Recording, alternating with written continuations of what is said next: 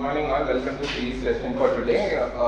Today's session is going to be on a health economic study. It's a cost effective analysis study.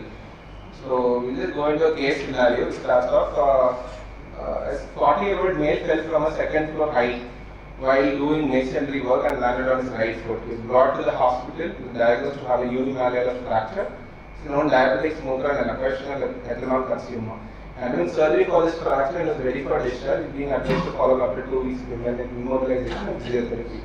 During follow-up in OPD, he asked for whether he can start weight bearing and wants to return to work in view of the financial constraints imposed by this expense. So the doubt is like, is early weight bearing better than delayed weight bearing, and is there any evidence for it, and it's going to be cost effective if we choose to do it. So for this case scenario, we have chosen this article. Published in Lancet in June 4, 2024. Early versus delayed weight bearing following operatively treated ankle fracture, a non-inferiority, multicentre, randomised controlled trial. So I will initially apply the RCT, followed by it we will go into the cost effective analysis. So for the RCT, we are using CAP questionnaire to appraise this article. So we did the study address a clearly focused research question. For that, we are going to the 5-part statement. 5-part is P population is aged, patients aged 18 years or older, treated with an operation for ankle fracture within 2 weeks or 14 days of the injury, and they'll be randomized at 2 weeks. Intervention was early weight bearing within 2 weeks. Comparator was delayed weight bearing, which is the usual practice, which is 6 weeks post-op. And outcome measured was an ankle function measured using OMAS score, which is Oliver and Malander ankle score, which is a score which is being used regularly for checking, which is a pre-report, self-reported score by the patient, which is set at 4 months after randomization. The time of follow-up of these patients was 12 months, and the study design is a randomized, pragmatic, non-inferiority trial. So what is pragmatic? Pragmatic means it just applies to real world scenario. So the inclusion exclusion criteria, the way they have done the study, will apply to most of the time patients coming to our OPD. Rather than it is not something which is very exclusive for a very subset population. So primary outcome which they looked at the OMA score, this is the OMA score, just a little bit about it. It is a self-reported patient outcome score. The patient is given this sheet and they fill it up, and then this is scored from 0 to 100, 0 being worst, 100 being the best. So there is an article which they have mentioned in the protocol which says that almost a difference of 10 points is clinically significant. What does this 10 points could mean is someone who is walking with support in the crutch and someone walking without a support. That much of a difference it could clinically mean just with 10 points. Secondly, outcome they also look for is health-related quality of life, DQ, 5D, 5L, which is also a validated score, and the work productivity and activity impairment index, which is also a validated score, which is used for assessing the patient's productivity post any intervention. So this also is a self-reported outcome. It gives you multiple domains: mobility, self-care, usual activities, pain, discomfort, anxiety, depression, and it's more. It gives you domains, subdomains where they can just choose which option they feel is the right option currently. This is an example of the work productivity and activity impairment questionnaire, which is this is tended to a scleroderma patient, but again it says, are you currently employed? How many hours did you miss? How many hours did you miss work because of other reasons? How many hours did you actually work? Because it all might impede you from working the disability itself. And how much did your scleroderma or whatever disease affect your ability to do your regular activities? So these two scores are also used, which is also a patient-reported outcome. These are secondary outcomes which we are looked for. So inclusion criteria is very wide. Patients aged 18 years who had an operation for ankle fracture within 14 days of their injury were eligible. So they just added one thing. In the opinion of the treating surgeon, the patient might benefit from an early well-being. So there was a component of the treating physician or observation to or say a surgeon to have a say in the patient getting included in the study. Exclusion criteria was fair. The patient treated with a hindfoot male who did not have protective ankle sensation via neuropathies, who did not have a capacity to consent, who were not able to adjust to trial, and who had received explicit non-bearing instruction from the treating surgeon, or the treating surgeon decides they cannot participate. So there is not very stringent exclusion criteria and very wide inclusion criteria, again more pragmatic. Going into the randomization is what done with 1:1 web response and a computer randomization service in a secure remote area. They also did another stratification based on the center. So each center was stratified 1:1 and also dichotomized at 60, above 60 and below 60, and as per treatment. So individual treatment centers will have 1:1 in each arm and will have equal participants above 60 and below 60. That is how they are stratified in this study. So almost 23 centers have been included in this study. Where all participants who entered this study are accounted for at its conclusion. So they had last two follow-up, which was accounted. They had done an intention to treat in addition to a per protocol analysis. So this is a non-inferiority trial. So they went for a per protocol analysis. They have also mentioned in the protocol that they wanted to do an ITT or an intention to treat to prove superiority, but we come to that composite is not calculated for that, and their conclusion was not pertaining to that either. So the study is not stopped early. Coming to the concern diagram for this study, they have clearly mentioned what are the reasons why they thought that the patient should not be included, what are the reasons for exclusion. Everything was dealt in very detail in the supplementary itself. So there is one thing which I found was almost 565 patients were randomized out of 2,218, of which 4 were not allocated treatment. This was a vague area where they mentioned randomization failed. So this could mean either that the randomization procedure itself was at fault, someone did something wrong, or the patient, one patient actually withdrew consent. So those were issues after randomization or during randomization which was faced. So these patients are not included within the allocation itself. Later they have allocated for 280, 281, they have done per protocol at 246 and 234, and 243 in ITT and 237 in ITT on the other side. And the last to follow was almost 13% on the intervention arm and 15.6% in the control arm, of which 34 were missing data, 1 died and 2 withdrew consent in the intervention arm. Here almost 32 were missing, 1 died and 11 withdrew, so almost 44 people. So they have done both co-protocol and intervention. We will come to that during the discussion. Was the study methodology sound? Was blinding done? They could not blind it because as a surgeon, the surgeon would see the patient. He should know whether they are eligible to enter into the randomization criteria or inclusion criteria if they fulfill or not. And they would have to suggest that they do early weight bearing, and they have to give the instructions to them. So they have to know where the patient falls actually. And the patient also will be given instructions. So they will also know that they are going to early weight bear or delayed weight bearing. So there is no chance of blinding this in this study. Outcome could be blind outcome assessment, but this was a self-reported outcome by the patient. So it's not possible to blind the outcome assessment also. So none were blinded, it was an open study. So the study was similar. For that we go to the baseline characteristics. So a few things which I found was there was difference was almost 4% between low energy and high energy on either side. It's not favoring a single group, or it's not biased towards a single arm. Rather it is different on multiple aspects on both sides of the arm. So there were differences in the malleolar structures, what are the types, what are the involvement in using tri or bi, and also patients who are already on walking stick versus non-walking stick, again 2% difference is there. Alcohol and smoking, which are real risk factors for osteoporosis, were also different on either arm, but not biased towards a single arm. So here you could find 79 versus 73 to 6% towards biased towards the intervention arm. So they are worse in this situation. While smoking, you can see based on the year smoked, more than 20 is significantly different, which is almost 10% difference, biased towards the worst outcome, worst starting off point for the patients in the control group. So there were few baseline characteristics which were not well matched, but not much differences to suggest.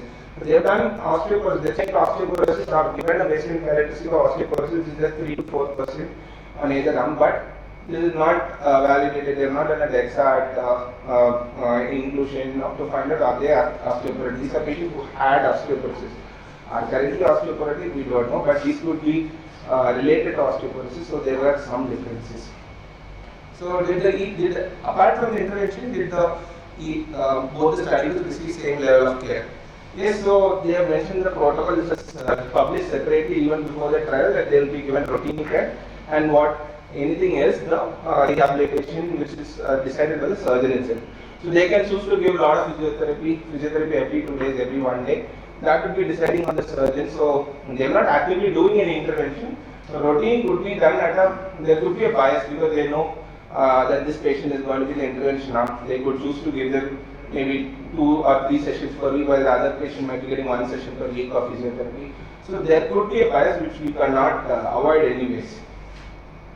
So coming to the validity of trial, the study population is well defined, outcomes were well defined, randomization was adequate, allocation concealment was not done actually because everyone knew it, and blinding could not be done because it was an open label with self-reported outcomes. Last to follow-up was accounted for. Intention to treat analysis also was done apart from the protocol, but baseline characteristics there were few differences which we noted. So what are the research? Coming to the research for the path allocation analytics. So this is the sample size calculation which they have done. So they have also quoted one published large randomized trial which studied with the OMAS data, which they said non-inferiority margin of -6 points is what they considered, and it was selected, and they have quoted this paper for that. So with this assumption, they thought they needed 392 patients to declare non-inferiority with 80% power and one-sided 2.5% alpha.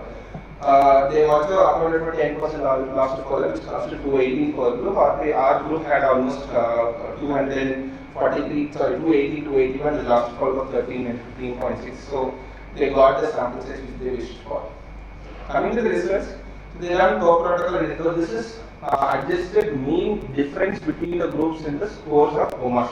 You know OMAS is 0 to 100. So there was a difference of scores of 4.47, which is mean difference. And you can see here, this is the non-inferiority margin which they decided prior itself. -6.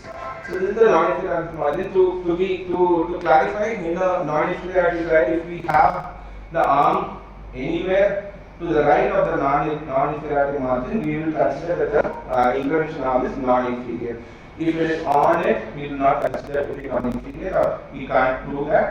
And if it's on the other side, still we can't prove that it's non-inferior.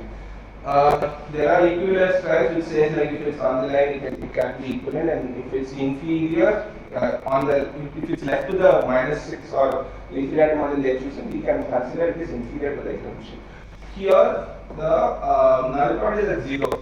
So the overall arm of the result itself is to the right of the null point itself, and also to the right of the non-inferiority margin. So we can technically consider it to be superior, but it should be such a way that the trial should be done to account for superiority, and the sample size should be calculated for that to come to that conclusion and say it's actually superior. But we can probably say with adjusted analysis this could be superior to the comparator arm.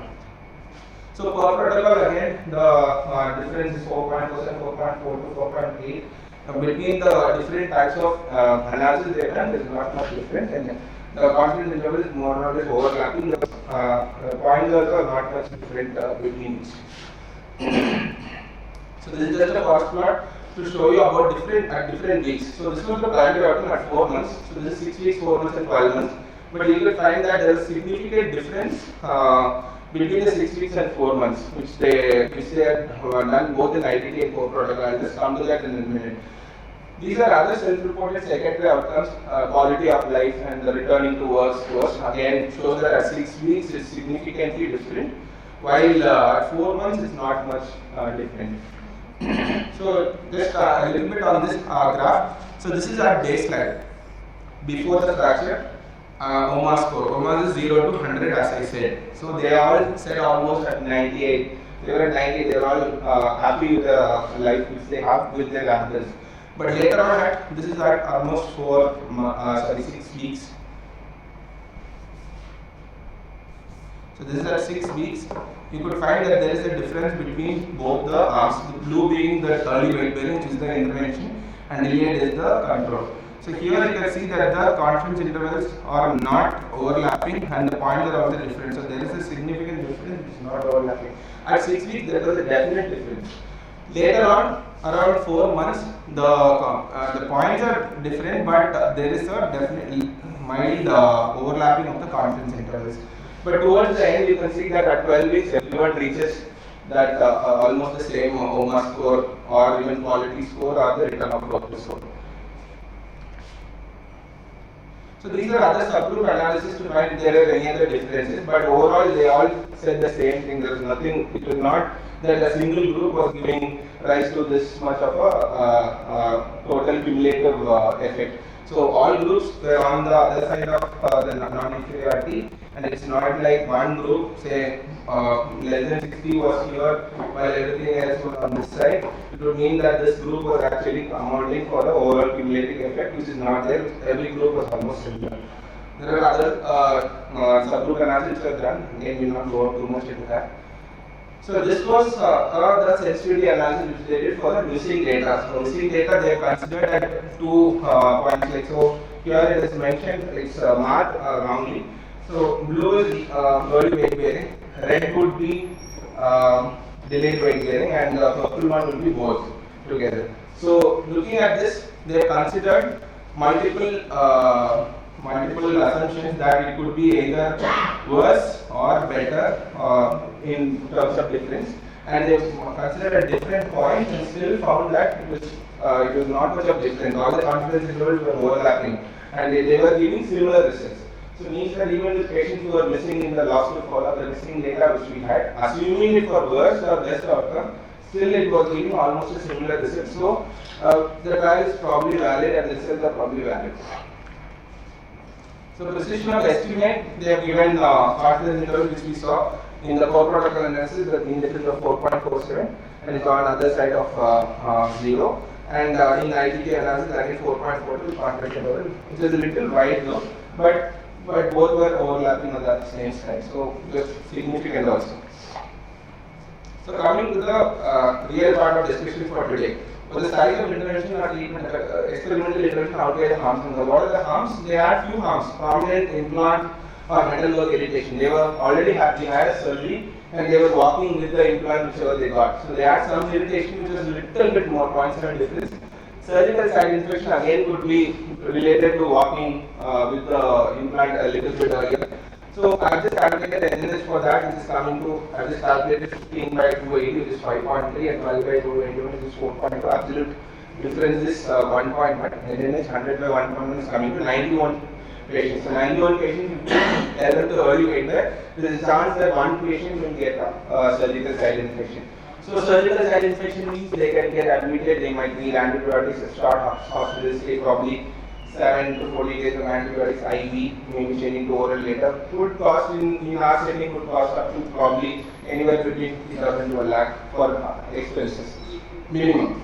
If we require surgical intervention again, as they mentioned here, then it might be a little bit more costly, maybe ranging to 1 to 1.5 lakhs. So I'm coming back to the question because we will now discuss about the cost effectiveness analysis which was done in this study. So just a little bit of detail about what health economic terms are, just to understand what they are. Cost analysis, so what we did now is clinical effect analysis, which is the RCT which we usually do. Cost analysis is to estimate the overall cost associated with whatever intervention we do. It could be direct cost, indirect cost. What is direct cost? Whatever the patient has to spend from his own pocket. So it could be health related, it could be non-health related, like traveling to the hospital. All those are other costs. Indirect cost, while he's in the hospital, he's not going to go for work and he's not contributing anything to the society or the nation. So those are other losses or other costs which are incurred, because that should be done by someone else. So that would be the cost incurred. So again, we can stratify saying that patient cost, direct and indirect, institution, which is for procurement of the drugs, government, return to society, consumption of community resources, society, productivity of the society which they are not involved in. So all these are other indirect costs, hidden costs which we don't see usually. Cost effective analysis is comparison of the intervention cost with the clinical measure, which is what we gain. So how do we do that? We'll come to that in a minute. So cost utility is based on qualities. Cost benefit is converting the qualities into monetary value. So if this patient gets better, how much monetary value he have? That is what cost benefit analysis. So a little bit, we have already discussed this once in our series session before. Just a little bit reiteration. So quality is just a health economic term which is used in evaluations to assess how much, so it's changing the effect of clinical effect into monetary value. So this is 0, this is 1. So quality is ranging from 0 to 1. 0 being dead and 1 being the perfect life you can have. So anywhere between 0 to 1 could be some disability which the patient has. So easier way is like this is along x-axis is time, along y-axis is health related quality of life. So I could say after I have a probable ankle surgery, after 6 weeks I could have a quality, I could get back to normal quality of life, it could be 1, but initially I would be at probably 50% because I don't have the usual quality of life which I need to have. So along the x-axis is time. So this is mortality. So if someone dies, the line is drawn as this and its mortality, while this measures the morbidity. So how much it helps the morbidity. So you give an intervention, without intervention it's only here, with an intervention it improves this much as a quality itself. So the disability comes down, or this much morbidity is negated and this much quality improvement is there. While this is along time where without the intervention patient dies here, but with the intervention the patient dies only here. So which is the amount of life he has gained. So both together comes in as quality of life, which is adjusted to the number of years. So every year it might differ. At 1 year from now I might have a good quality. From 10 years from now I might find myself to have some disease and the quality of life might go down. So when you add all this, say at 1 year it's 1 and 2 years it's 0.5.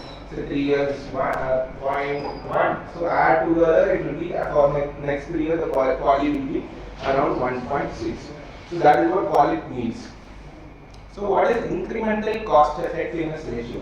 So then we need to find out compared to the intervention, compared to the control, is the intervention giving anything better and is it cost effective? So we compare the effectiveness with the cost. How do we do that? We have a formula for that. That cost of A, say A is intervention, minus cost of B. B is the control. Divided the effectiveness of A. How good effective is A, the intervention, minus effectiveness of B. And if you statistically derive to a value, that will give you APPRAISAL, which is amount of dollars or money or rupees is needed to gain one quality. That is what APPRAISAL means. So amount of money per quality gained. So how much money do you need to spend to gain one quality associated life year? So this is another diagram which we usually see in cost effective analysis. This is called as a cost effectiveness plane. So here again along the x-axis is the treatment effect, and along y-axis is the treatment effect, and along y-axis is the cost. So comparing here, saying that, so this is cost being very high, so positive, and cost being less, a little bit lesser than the intervention, and effectiveness of the treatment being better, effectiveness of the treatment being less effective. Understood this much? So where do we want the new intervention to be comparing to the old intervention? Where do you think you need the intervention to fall at? Which one? SE, correct. So you want the new intervention to be more effective, effect-wise, and less cost. Understood? Any difference? Any doubt? So where do you not want the intervention to be? Absolutely not. You cannot use it if it's there. Just here, low effect and high cost, which is not going to be useful in any way. The already existing practice is better. So now the doubt comes, is cost going to be, so if you have a better effect, say the effect is good, but cost is high, that could still be an option, because some person might have money but will want a better effect because he has the money, he might be able to afford it. But someone else might say that I don't have money, but I'm okay with a little bit lesser effect still.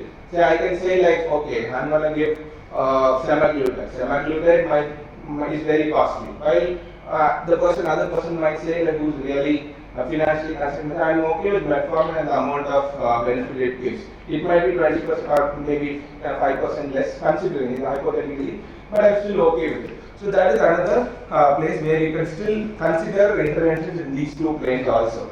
So, but what drives it? So, what will be the limit? How far can you go? Say that this going to be the intervention is going to cost say 3 lakhs.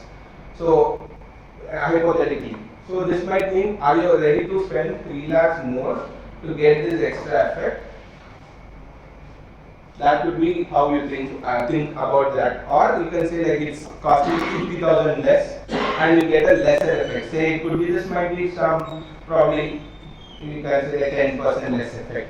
So are you okay with it? So that determines something called as the cost effectiveness plane, and this is the line which we draw, which could be the threshold. This is called the willingness to pay threshold.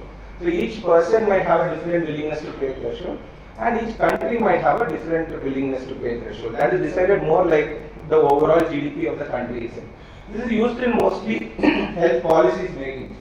Government uses this plane to identify, is this intervention going to be better compared to the overall population? Is this going to be better at government level, primary care level? Is it going to be better? So it depends on that range. You can set this willingness to pay threshold, and this threshold can be decided by the government or by the person.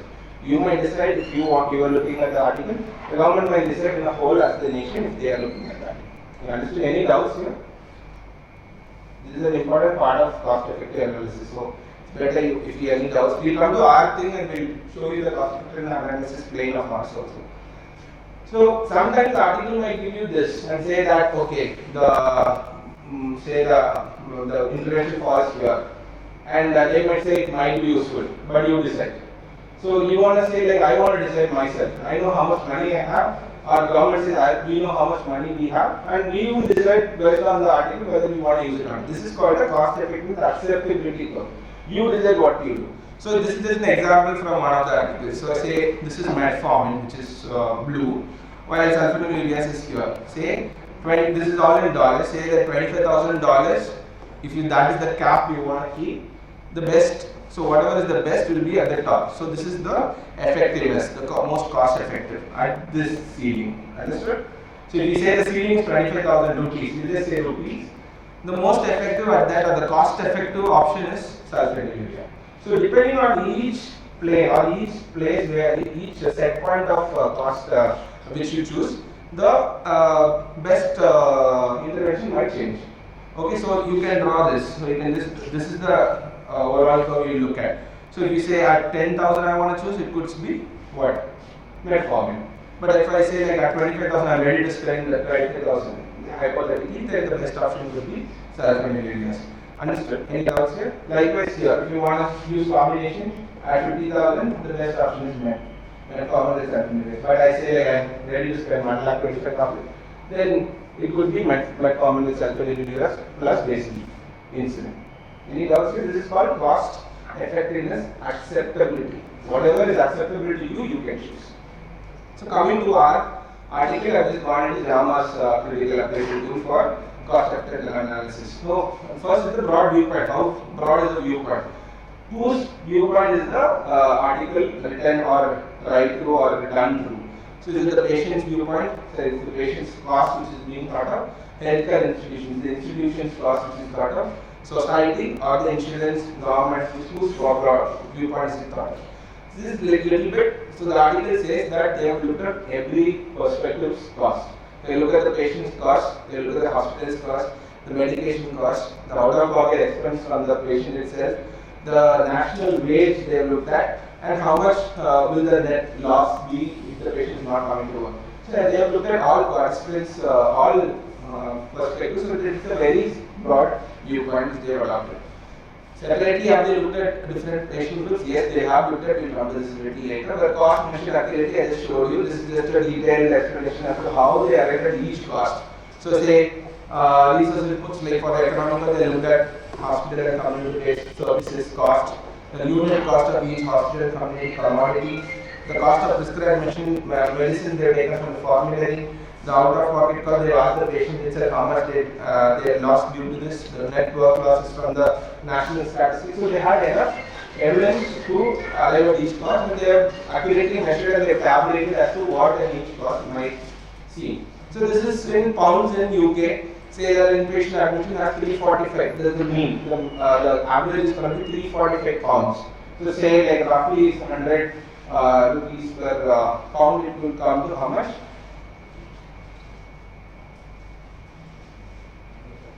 35,500 is the mean.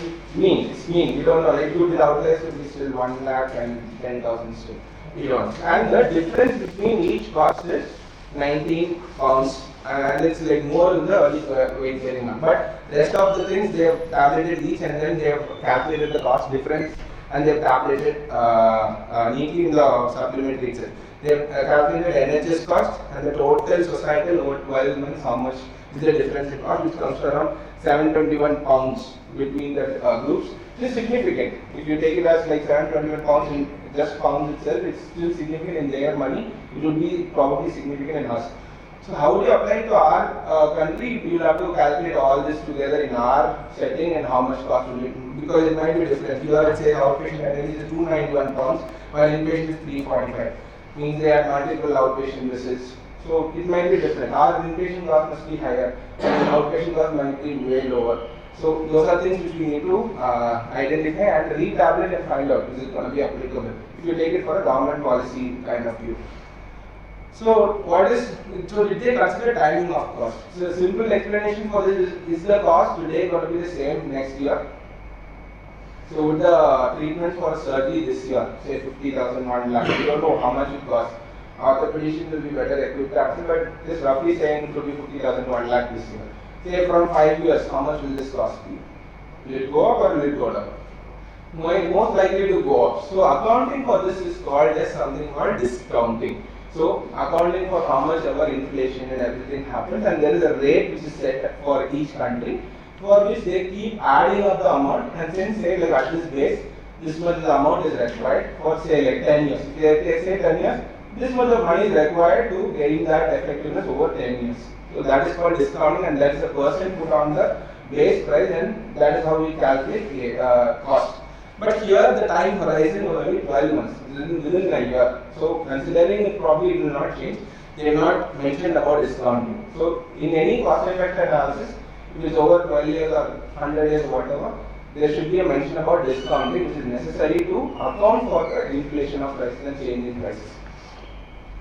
So coming to the results, what are the incremental costs and effects of each strategy given? So they have mentioned here again, base case is the base effect. So the effectiveness which is at base without including anything, the base case, and the amount of money without including anything, how much is the amount. So that is called the base case. While complete case analysis is you include a lot of finding. What does imputation mean? You keep one variable same and keep altering other variables. Say that you can say that probably this patient might need a surgery or a new intervention. So you add that cost to an admission, that cost. So you keep changing, varying that cost and keep analyzing to find out how much difference will it be. So even with all types of imputation, you can find that this was minus $90. As in the intervention group had better or cost effective than their less cost of minus $90, while in complete case is 88. And even in a social perspective, imputation analysis including all work loss, productivity loss, everything together, they still found that it was cost effective with just 740 pounds on this side.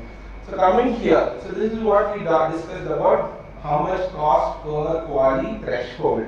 We drew a line on the cost effectiveness plane, right? So if we keep that 15,000 pounds is what the government is going to be ready to spend to gain one quali, how much will the difference in the monetary benefit be?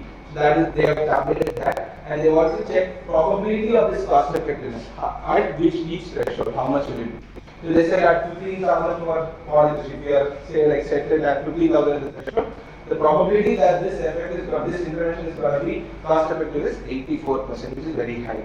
Going on, even going up, it's still 85%, not much of difference. So even at like 15,000 could be the cost effectiveness threshold which they can choose. While you can see in other social perspectives, still it's above 80%. Total, overall, it is above 80% probability that it will be cost effective.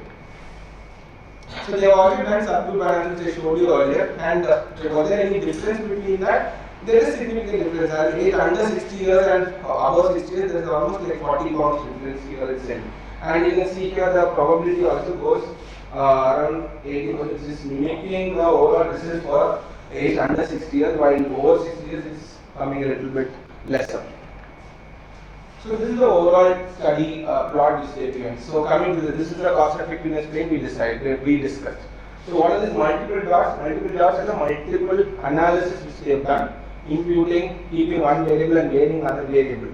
So when they plotted all the studies and all the analysis together and finding out whether it's cost effective, this is the plot you get. So you can see that, and I'll just draw a line. So keep it covering most of the analysis. This would be the probable diagram, probable area under which most of it falls. There are some which are falling out, yes, but most of the time it is falling within this curve. So where is it covering most of it? I would say that it's covering most of it here, but also a lot of it are falling here also. But very less within this part. This part also is still little less. But most of it is falling in the area where it is cost, lower cost and better effect. While some are falling in higher cost but still better effect. So now you need to draw something called as the willingness to pay threshold. So this is what they consider that 15,000 pounds per quali threshold. They found that there is higher probability that the patient will get cost-effective treatment. Understood? So if it goes beyond this, say 30,000, they still found that it is still a higher probability, but it could be, if you take it as 1 lakh, there is not much effect. That is what they try to mean. So this is the basic understanding to find out that it is definitely effective, but it could be cost-effective based on the individual imputation analysis. It could differ.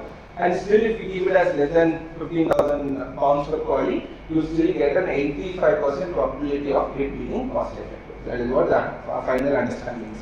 So this is the arguability curve. So say at 5,000 pounds per quali, what is the best thing?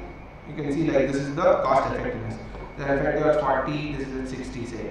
So at 5,000 pounds, it's still this curve. So you can see this curve is not even coming here. So this is the cost effectiveness plane, where for cost effectiveness arguability curve, where even at each whatever quali you take, it's still going to be the intervention arm which is way better or cost effective than others. So you can say even less amount can be spent and still be as much effective, more cost effective than the intervention. So coming back to the question, so are there any where the cost effective analysis properly done, it was done and it was cost effective. So can I apply it to my local population? So coming to the local population, I'm just going back to the basic characteristics. I'm not an orthopedician, but this general idea, these patients are all 48, almost 40 to 50 age, 50 middle-aged people who are little on higher BMI, and predominantly it was females actually in this baseline characteristics. And the energy mechanism of injury is very low energy. So we always feel like low energy fractures most likely in patients who are osteoporotic. While going back here, smokers and alcoholics, a high percentage of our people are against smokers and alcoholics. Only thing is that the patients are a lot of females in this. So would this fit into our patient profile who might come with a fracture? Could be. But for an orthopedic, it needs an orthopedician's perspective to gain more insight into this. So most likely it will be fitting into our profile of patients also. I don't think there is a difference, racial difference. We have not mentioned about race in this, but there might not be a racial difference in fractures is what I hope. So experimental intervention provides greater value to people in your care than any of the existing interventions. So the intervention was early weight bearing, while the control was late weight bearing, which is the usual norm. So what would be the difference? There is no new intervention we are doing. The patient is going to do the same thing a little bit earlier. But what would be the additional things which we need to do? There might be someone needing to tell them how to weight bear a little bit earlier and a little bit more productively. They may have to spend time to teach them the exercises and the rehabilitation and the weight bearing. Weight bearing is not just like you can walk as you like. It will be specifically taught to them. So which might need some monetary, which might need some money, or which might it will be hidden cost. Like the person who is the physiotherapist might need to spend more time to rehabilitate this patient. So what is the next question? Will you be able to disinvest? So where will he come from? He might be doing some other rehabilitation, so he has to be diverted to this. So there will be need of extra people, extra human resources needed to teach them to do this weight bearing. That could be the hidden cost. The overall you might think that there is no cost involved, but this is the hidden cost which is involved. The patient might have to come to OPD very regularly, very often than before, because they might have a surgical infection. That needs a doctor to find out. So these are some things which may be the extra cost which requires. But overall, from the patient's perspective, coming to our case scenario, will he be better at say 4 months? Will he feel better and will he be okay with working and doing his own routine work? I feel as per this study, it is a yes, because it is effective. And is it cost effective? Yes, he goes back to his work early, he starts early, he provides himself money, his family money, his society money, government also gains from him. So those are some things I thought, and from the patient's perspective, it's a definite yes to go for weight bearing. Now, I put in another perspective saying it's the government's perspective. The government is making a policy. Can we make this a policy so that people come back and start working? So still it seems that the societal perspective, still they are gaining a lot of money. The difference is huge. So it might be still cost effective from the government's perspective also. Thanks, Bennett. Yeah.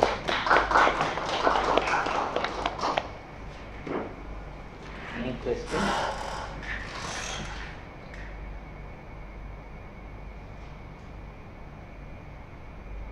No questions. There are no questions, then we'll ask you questions.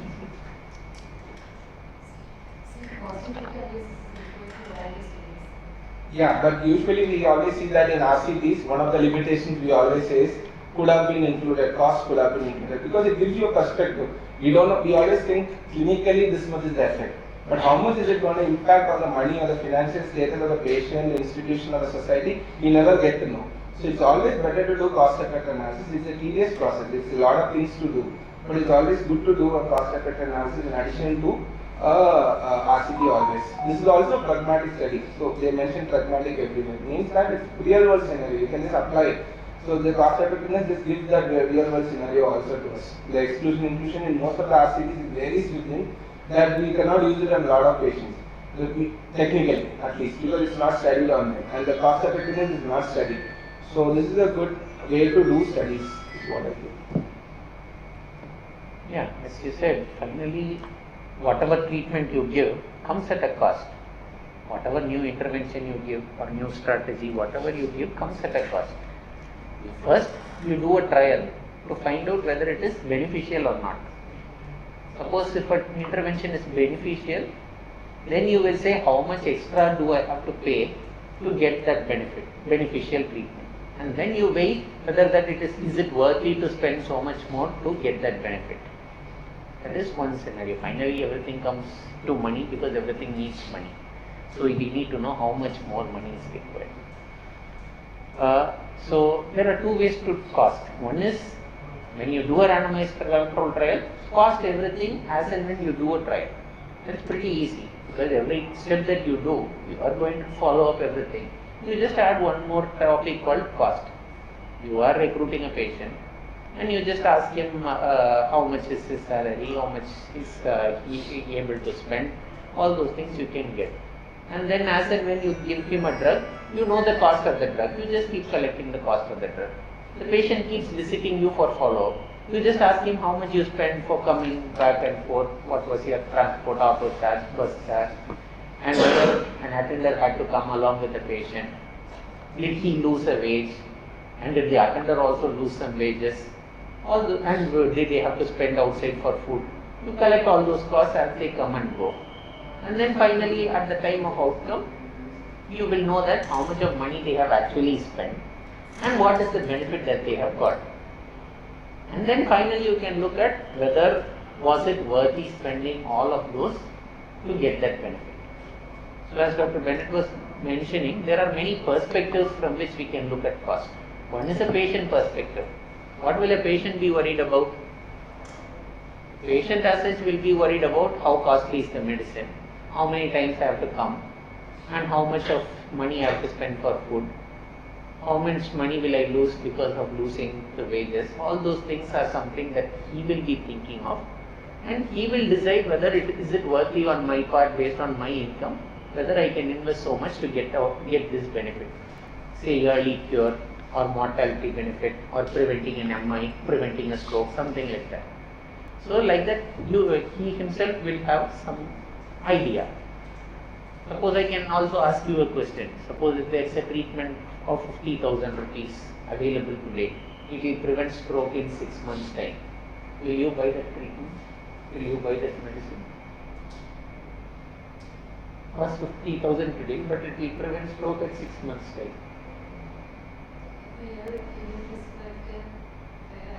No, it's you.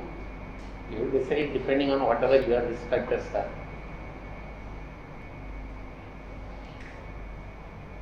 Say yes or no, that's fine.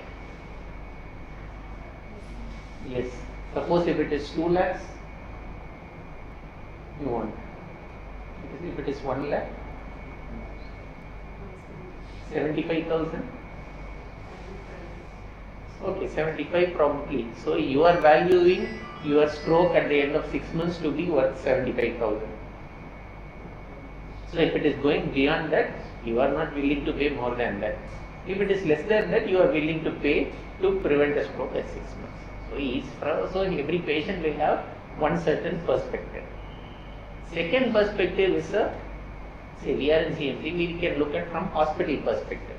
We have hospital free treatment available. We can give concessional care to patients. So how much will we be willing to pay to prevent a complication? Suppose a patient comes with UTI, you can give 14 days of IV, or you can give 7 days of IV and 7 days of oral. Suppose if you give 7 days of oral, you will be saving lot of costs. Right? So you may want to write off a little bit lesser when compared to writing off a costlier treatment, if you find that it is as good as the other one. But is it likely to be as good as the other one, or is it likely to be a little bit worse? What do you think? Someone who has got a back-breathing UTI, a patient you give 14 days of IV, another patient you give 7 days of IV and 7 days of oral. What do you think can happen? Is there a possibility that the other arm will do well? 7 days IV and oral?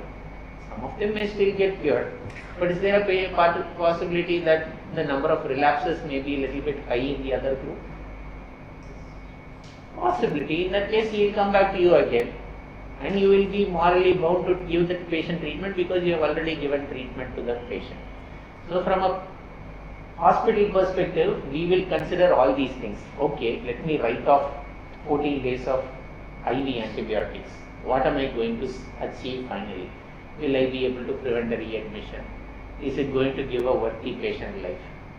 On the other hand, if I change my practice and just write off 7 days of IV and oral, it will save my costs. But will I get sufficient enough benefit?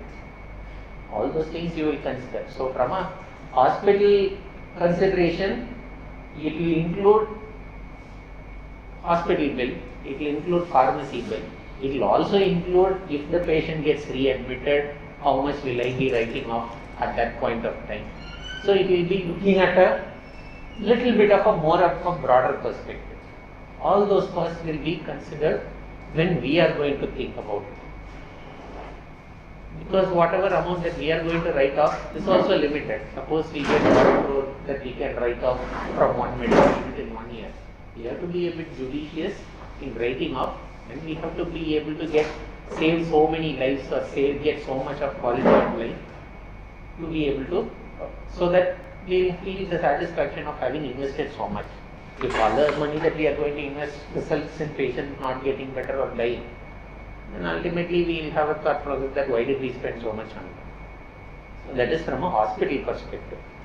Similarly, government perspective, what will the government want? Yeah, they will also, in government hospital, everything is provided free. Hospital stay is free. Patient medicine is free. So all those are being written off by the government.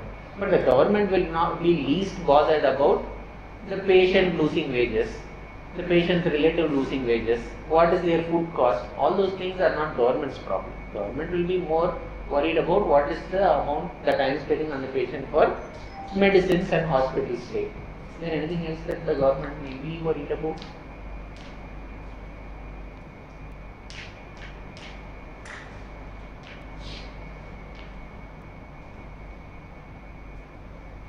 Suppose if that patient gets cured, his productivity may improve, so it may improve the economy of the country. So that is also something that the government should be actually thinking of. Okay, we are investing so much money. and they should also be thinking about improving the productivity of the patient. So those are the considerations of government.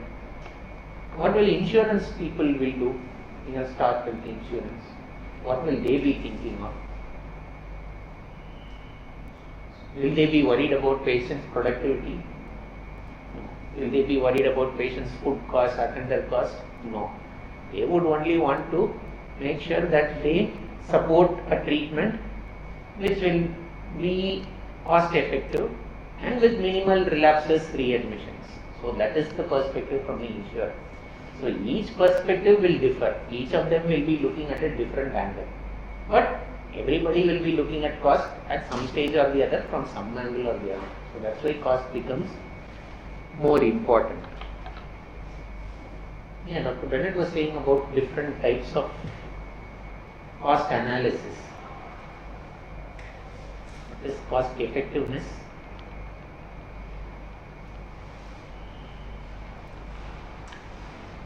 Showed you three terminologies: cost effectiveness, cost utility, cost benefit.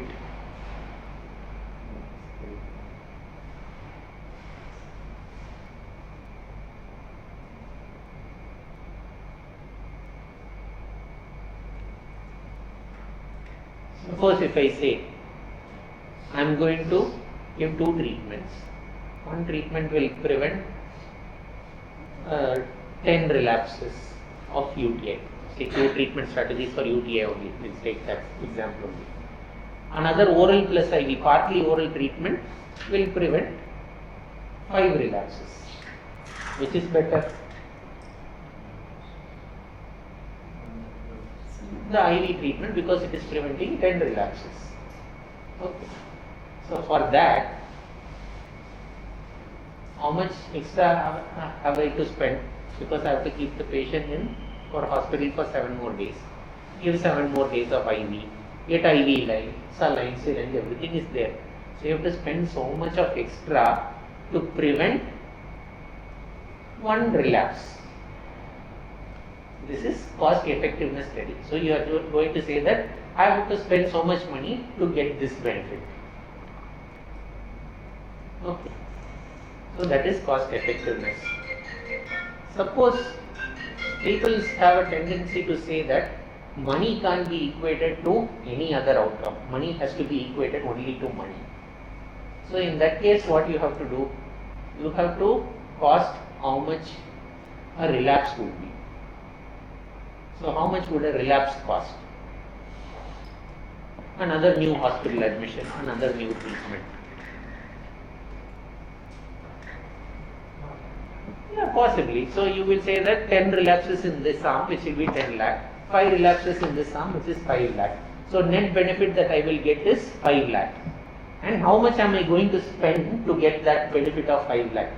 So you have assumption as money, you also look at outcome as money. So when you are looking at money at both ends, that is called as cost benefit analysis. So that is cost benefit. Cost utility is nothing but what Dr. Bennett was explaining about quality. So you equate everything to one common methodology, because you do not know what is the cost of 1 relapse from a patient's perspective. You do not want, it means it will differ from one disease to another. For UTI relapse it will be different, for pneumonia relapse it will be different, for stroke it will be different, for MI it will be different. To equate everything under one same domain, that's why they brought in something called as quality of life. That is quality associated life years. So this is the graph which Dr. Bennett also showed. Just take one of your Shannon's perspective maybe. Yeah.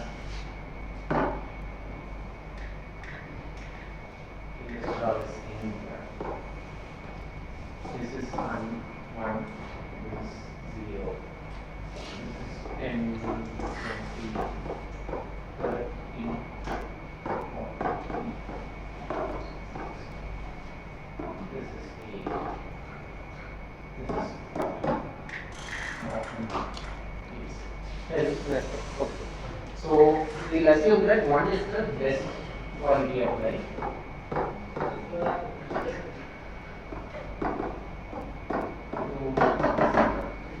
So what is your age now, Shannon? 27. Okay, less than 30. And what is your quality of life today? Then 1 is best, 0 is worst. Sorry? 1? Okay. Okay. So at 30 years, your quality of life is 1. Okay, let's assume that at the age of 30, assume that you get diabetes. Then what do you think your quality of life is? 0.5.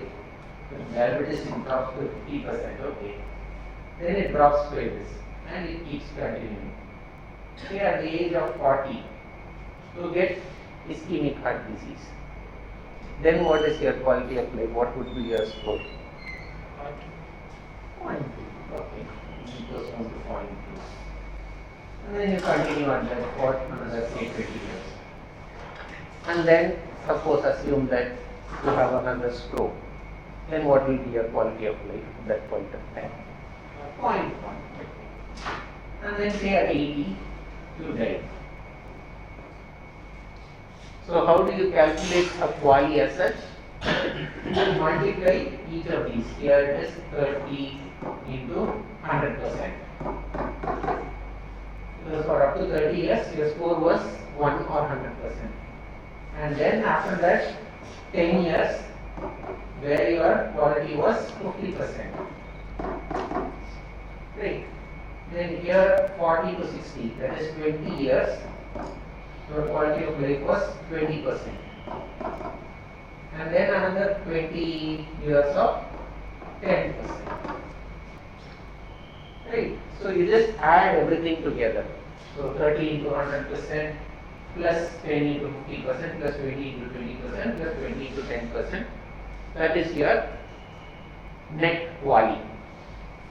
Suppose I give you a new treatment, primary prevention strategy, gym membership, daily mess will only give you lifestyle lunch or something like that, which is going to delay everything. So today it is 100%, so your diabetes gets delayed, and your ischemic heart disease gets delayed, and your stroke gets delayed, and everything is delayed, and your death also gets delayed. So now what is your quality? It will be 40 years into 100%. Another 10 years, it will be at say 70%, so 10 into 70%. So like this you will calculate the new quality. Will this quality be higher? Yes, because you are gaining more quality and more years also. And what is the net gain that you are getting? This much. This is the net gain that you are getting. So for this net gain, what are you having to spend? With lifestyle, lunch, gym membership, everything. So are you willing to spend all these things to get this kind of a quality? What is the benefit of quality? It includes almost most of the diseases, because for most diseases you will have something called as a quality score which is available. Years, obviously it is with a lifespan. So you don't need to look at individual disease conditions like in cost effectiveness, preventing stroke, preventing MI. You don't have to take everything individually. Everything comes under one domain, which you can all take into account, and you will know that okay, for so many quality associated life years, I need to spend so much. So for this common domain of quality, you will need to look at how much of money have I got to spend to gain one quality.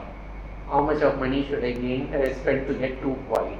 So like that you will have one assumption. So usually from a governmental perspective, they find that this quality is a better parameter to use. So it depends on various countries. So US would say that they will be happy to spend $50,000 to gain one quality.